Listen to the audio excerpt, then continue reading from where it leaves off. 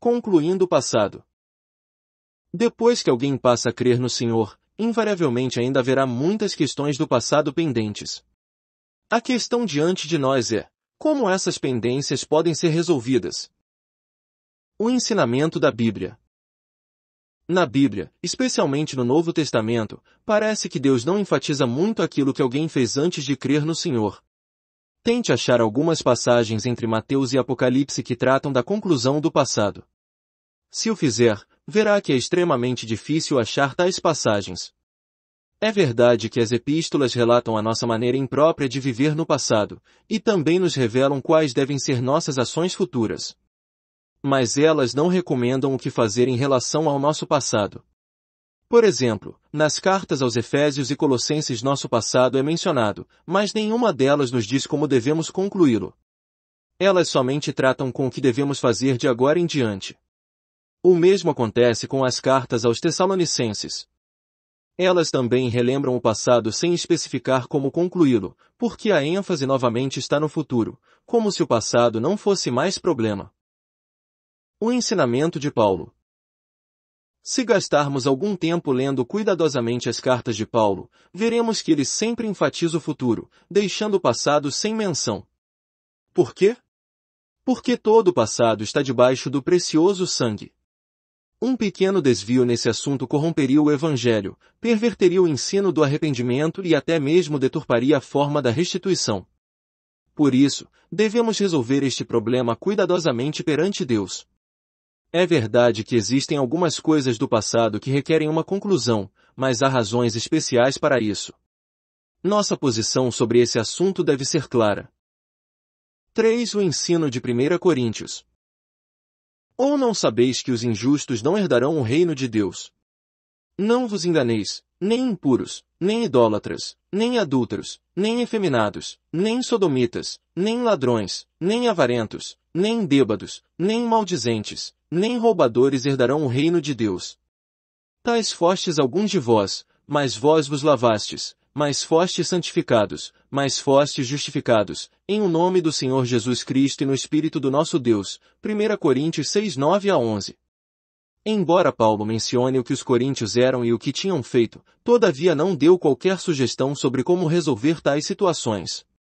Sua ênfase no serem eles lavados, santificados e justificados no nome do Senhor Jesus e no Espírito de Deus certamente não sugere que houvesse necessidade de se tomar qualquer providência para concluir o passado. Nosso Salvador já tratou com o nosso passado, por isso a ênfase hoje está na vida futura. Aquele que é salvo está lavado, santificado e justificado. 4. O ensino de Efésios. Ele vos deu vida, estando vós mortos nos vossos delitos e pecados, nos quais andastes outrora, segundo o curso deste mundo, segundo o príncipe da potestade do ar, do espírito que agora atua nos filhos da desobediência, entre os quais também todos nós andamos outrora, segundo as inclinações da nossa carne, fazendo a vontade da carne e dos pensamentos, e éramos por natureza filhos da ira, como também os demais. Mas Deus, sendo rico em misericórdia, por causa do grande amor com que nos amou, e estando nós mortos em nossos delitos, nos deu vida juntamente com Cristo. Efésios 2, 1-5. Não há qualquer ensino aqui sobre como concluir aquilo que é da carne, porque nosso Senhor já efetuou uma conclusão toda inclusiva, pelo grande amor e a rica misericórdia de Deus, Ele resolveu completamente nosso passado. Isto, portanto, digo, e no Senhor testifico, que não mais andeis como também andam os gentios, na vaidade dos seus próprios pensamentos, obscurecidos de entendimento, alheios à vida de Deus por causa da ignorância em que vivem, pela dureza dos seus corações, os quais, tendo se tornado insensíveis, se entregaram à dissolução para com avidez, cometerem toda a sorte de impureza quanto ao trato passado, vos despojeis do velho homem, que se corrompe segundo as concupiscências do engano, e vos renoveis no espírito do vosso entendimento, e vos revistais do novo homem, criado segundo Deus, em justiça e retidão procedentes da verdade. Efésios 4:17-24. Tudo isso diz respeito à nossa condição no passado. Por isso, deixando a mentira, Efésios 4:25. Agora ele trata com o futuro. No entanto, ele somente diz para deixar a mentira de agora em diante, sem mencionar como lidar com as mentiras passadas. Fale cada um a verdade com seu próximo iraí-vos, e não pequeis, não se ponha o sol sobre a vossa ira, nem deis lugar ao diabo. 25-27. Nada se diz do passado, mas somente do futuro. Aquele que furtava, não furte mais. 28. Novamente a ênfase está no futuro, ele não trata com o problema de como devolver o que foi roubado. Antes trabalhe, com as próprias mãos o que é bom não saia da vossa boca nenhuma palavra torpe, e sim unicamente a que for boa para edificação, conforme a necessidade, e assim transmita a graça aos que ouvem. E não entristeçais o Espírito de Deus, no qual fostes selados para o dia da redenção. Longe de vós toda amargura, e cólera, e ira, e gritaria, e blasfêmias, e bem assim toda a malícia. 28-31. Todas essas instruções seguem o mesmo padrão, pois dizem respeito somente à vida da pessoa a partir do presente.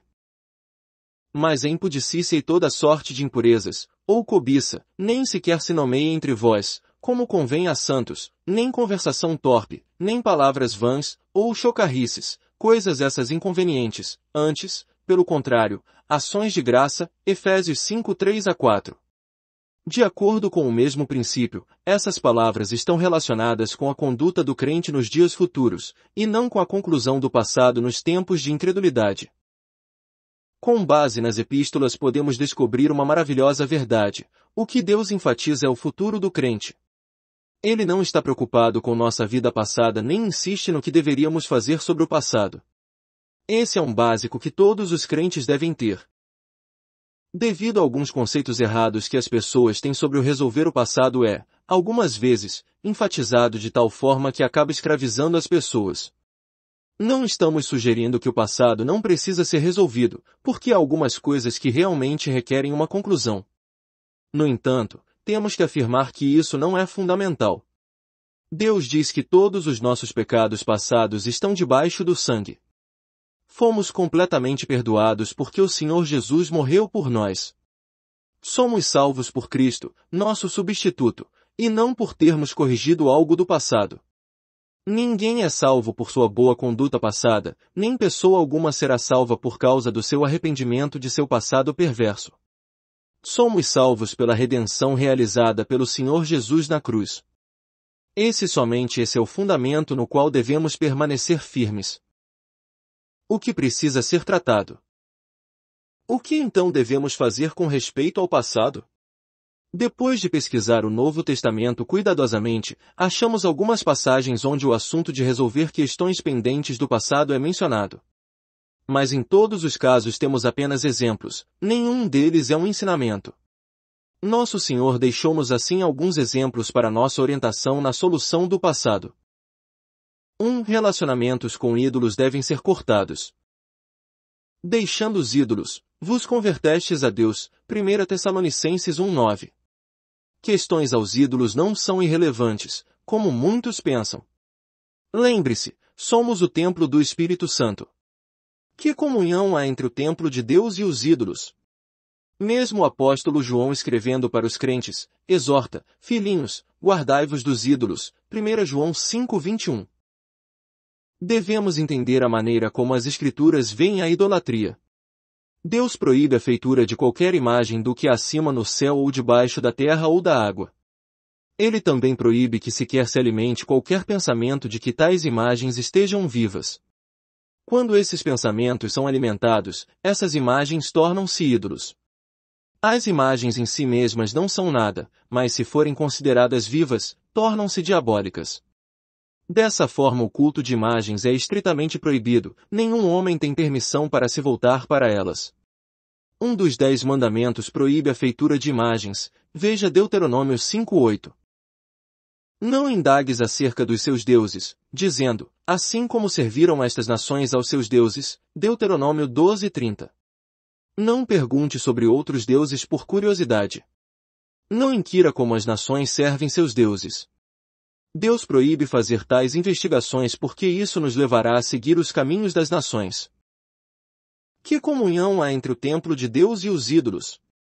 A aplicação é clara: cristãos não devem visitar templos pagãos exceto por razões especiais. Nem devem visitar esses templos com o propósito de recreação. Não é apropriado para eles aproximarem-se tanto de ídolos. Guardai-vos dos ídolos significa não achegar-se demais a eles. Os meus lábios não pronunciarão os seus nomes, de outros deuses. Salmos 16:4. Mesmo no púlpito devemos ter cuidado em não mencionar os nomes de outros deuses a menos que isso seja absolutamente necessário para ilustração. Devemos pôr um fim também a todas as superstições e não mais alimentar qualquer medo do destino.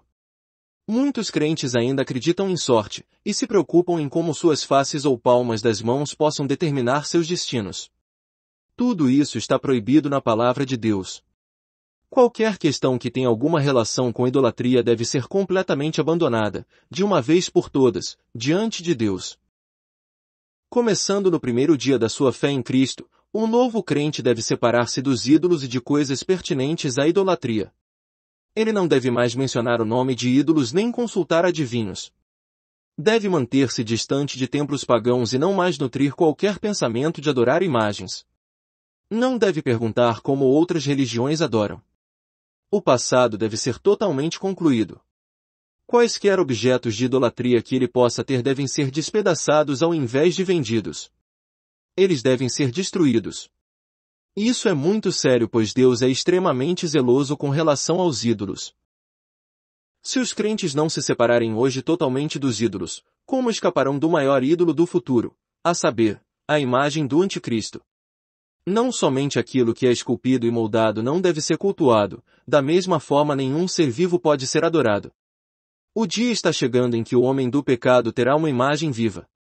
Nenhuma imagem pode ser adorada, nem mesmo as assim chamadas imagens de Cristo ou de Maria. É preciso cultivar o hábito de não adorar qualquer imagem. Não devemos servir na carne, devemos servir em espírito, pois Deus está procurando aqueles que o sirvam em espírito e não na carne. Deus é espírito. Ele não é uma imagem. Se isso estiver claro, muitos crentes serão libertos de serem enredados pela Igreja Católica Romana, cuja influência irá aumentar grandemente na vinda do Anticristo. Por isso, o primeiro ponto a considerar no concluir do passado é abandonar todos os ídolos antigos. Devemos nos afastar dos ídolos para esperarmos o Filho de Deus na sua segunda vinda. Não devemos ter nenhuma imagem do Senhor Jesus, já que nenhuma delas corresponde à sua real semelhança e por isso não tem valor. No Museu do Vaticano há mais de 2.000 imagens diferentes do Senhor Jesus. Elas são todas produto da imaginação dos artistas. Muitos artistas vão pelo mundo pagando a pessoas para posar para eles. Seja-nos permitido dizer que isso é blasfêmia. Deus é um Deus zeloso e ele não tolerará isso. Toda superstição deve ser rejeitada, e até o mais leve sinal de idolatria deve ser abandonado completamente. 2. Deve-se pôr um fim a certos assuntos. Também muitos dos que haviam praticado artes mágicas, reunindo os seus livros, os queimaram diante de todos. Calculados os seus preços, que montavam a 50.000 denários, Atos 19:19. Isso também é algo a que o novo crente deve pôr um fim. Apesar de não ser um mandamento ou um ensino, essa atitude é claramente um resultado da obra do Espírito Santo. O Espírito Santo trabalha nos crentes de tal modo que eles trazem aquelas coisas que não deveriam estar entre suas posses e as queimam. Os livros mencionados em Atos 19 valiam 50.000 peças de prata, muito dinheiro. Mas eles não foram vendidos para que a igreja se utilizasse dos proventos, ao invés disso foram queimados. Se Judas estivesse presente, ele certamente teria feito objeção em queimá-los, pois o valor dos mesmos era muito maior do que 30 moedas de prata. O dinheiro poderia ter sido usado para ajudar os pobres. O Senhor, no entanto, estava satisfeito em ver os livros queimados. Há várias coisas a que deve-se pôr um fim. Imagens e livros de magia são algumas dentre aquelas que podem ser mencionadas. O princípio é claro: todas as imagens e tudo que tiver uma origem duvidosa deve ser rejeitado. Temos o exemplo bíblico de que tudo que tem ligação definida com o pecado, como instrumentos de jogo ou livros obscenos, deve ser queimado. E quanto a questões impróprias aos santos? Na casa de um incrédulo, é natural achar coisas ligadas ao pecado e impróprias aos santos. Assim, depois de crer no Senhor, o novo convertido deve ir para casa e inspecionar seus pertences. Coisas relacionadas com o pecado devem ser destruídas e não vendidas. Aquilo que for impróprio aos santos pode ser alterado quando possível, como as roupas, ou pode ser vendido. Uma boa ilustração é encontrada em Levítico 13:14 que fala dos trajes pertencentes a um leproso. Esses trajes podem ser comparados com as coisas com que precisamos tratar. Após investigação, descobria-se que alguns desses trajes traziam a praga da lepra, e se não pudessem ser lavados, eram queimados com fogo. Alguns trajes, no entanto, podiam ser lavados e a praga saía com a lavagem, então podiam ser usados novamente. Da mesma maneira, algumas de nossas roupas podem ser modificadas, encurtando-as ou aumentando-as, pois o problema envolvido é meramente uma questão de estilo. Outras, no entanto, estão tão envolvidas com o pecado que não podem ser resgatadas, portanto devem ser queimadas. O novo crente deve aprender bem esta lição logo no início da sua experiência cristã, pois assim ele não irá esquecer-se dela por toda a sua vida. Ele deve perceber que ser cristão é algo muito real. Isso envolve mais do que simplesmente ir à igreja e ouvir sermões. 3. Toda dívida deve ser saldada. Entre mentes, Zaqueu se levantou e disse ao Senhor: Senhor, resolvo dar aos pobres a metade de meus bens, e se em alguma coisa tenho defraudado alguém, restituo 4 vezes mais. Lucas 19:8. Zaqueu nos deixou um bom exemplo.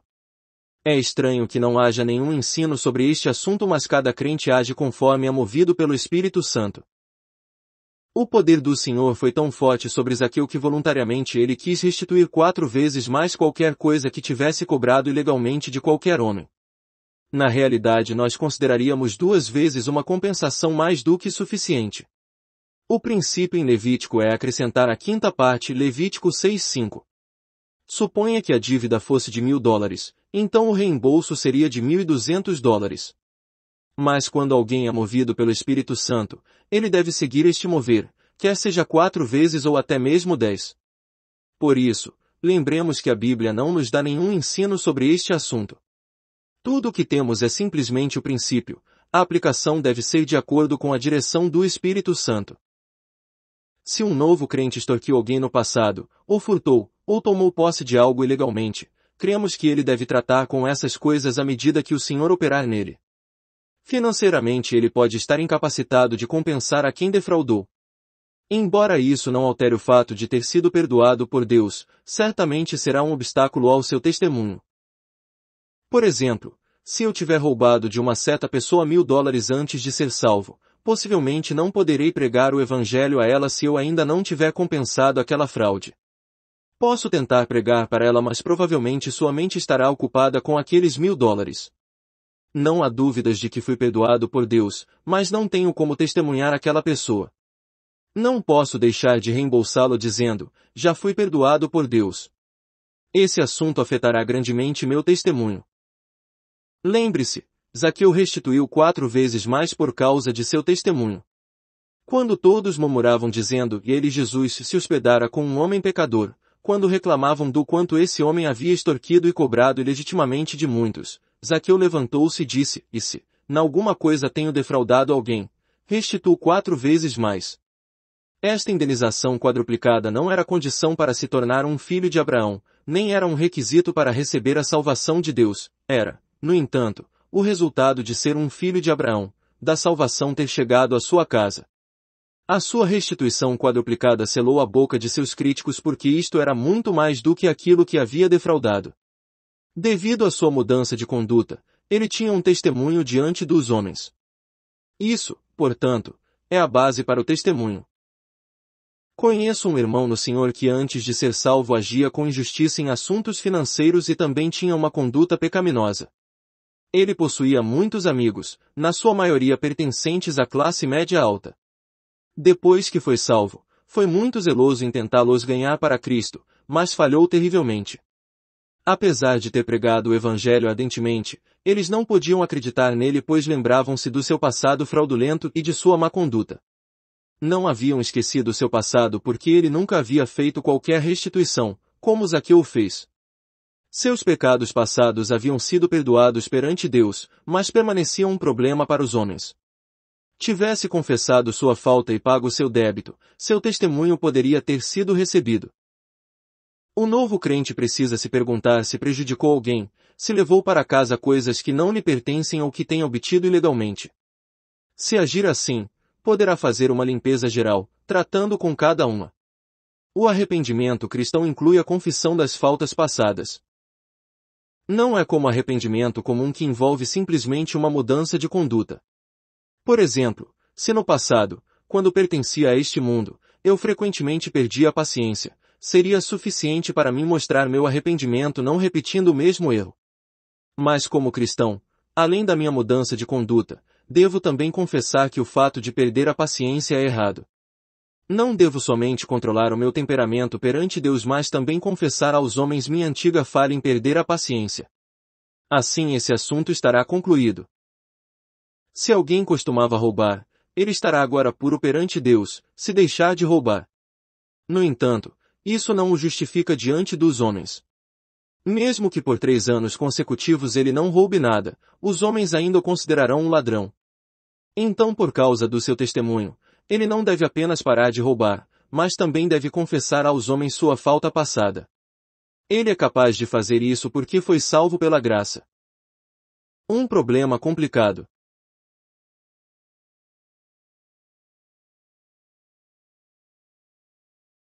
Aqui está um problema complicado. Suponhamos que eu tenha roubado $10.000, mas agora eu não tenho nem mesmo $1.000 comigo. Como então resolver esse problema? Em princípio, devo confessar abertamente minha fraude e reconhecer que, no momento, estou incapacitado de restituir. Confessar é uma coisa, mas restituir é outra. Ainda que não tenha condições de restituir, devo confessar, caso contrário jamais serei capaz de testemunhar. Embora a confissão frequentemente represente sofrimento, ela precisa acontecer. No caso especial de um assassinato ter sido cometido, o que deve ser feito para o passado ser apagado? A Bíblia relata 2 incidentes, um em que a pessoa está diretamente envolvida em um assassinato, e outro em que ela está indiretamente envolvida. O primeiro incidente diz respeito ao ladrão na cruz. A palavra ladrão no grego não significa um ladrão comum, mas alguém que, além de roubar, cometeu homicídio. Depois que esse ladrão creu no Senhor, seus pecados foram perdoados, pois não há pecado que não possa ser lavado pelo precioso sangue. O Senhor lhe disse, em verdade te digo que hoje estarás comigo no paraíso. Lucas 23:43. Esse ladrão não tratou com seu passado, nem tampouco teve a oportunidade de fazê-lo. A Escritura não menciona nada mais sobre seu passado, visto que águas passadas não movem moinhos. O segundo incidente está relacionado com Paulo, que estava indiretamente envolvido num assassinato. Ele não matou ninguém pessoalmente, no entanto, foi cúmplice no assassinato de Estevão, visto que guardou as roupas dos que o apedrejaram até a morte. A Escritura, no entanto, à semelhança do caso anterior, não menciona nada sobre o passado de Paulo. Como princípio geral, quando nos depararmos com tais casos, não devemos sobrecarregar a consciência do novo crente a menos que Deus opere especialmente em seu coração. Nos 2 exemplos relatados no Novo Testamento, Deus parece ignorar a questão da restauração do passado. Alguns cristãos, no entanto, podem não ter paz em suas consciências, devido à obra do Espírito Santo. Isso é diferente de uma acusação comum. Se eles podem expressar seu pesar às famílias afligidas, certamente isso não é algo que deva ser proibido. Contudo, não se trata de um ensino ou mandamento. Uma pergunta. E se a pessoa que foi defraudada não estiver consciente disso? Esse pecado deve ser confessado a ela? A resposta é: há alguma dívida material envolvida nisso? Se há, deve ser confessada. A melhor maneira de fazê-lo, no entanto, é junto com a igreja. Por exemplo, se eu lhe causei um prejuízo de $1.000, devo estar pronto a confessar e reembolsar. Mas devo fazê-lo da forma que lhe seja mais proveitosa. O novo crente tende a ir aos extremos e assim pode estragar tudo. É melhor levar este assunto à igreja e deixar que os irmãos mais experientes ajudem na decisão nisto, porque o novo crente pode ficar sob excessiva acusação da sua consciência ou abster-se de tratar com qualquer coisa devido às dificuldades envolvidas. O que é feito em reuniões de avivamento não pode nunca ser comparado com o que é feito na igreja. No primeiro caso, o novo crente tem de se decidir sozinho. No último, ele tem o benefício da comunhão da igreja. Extraído do livro Sacrifício Vivo. Vatmanei.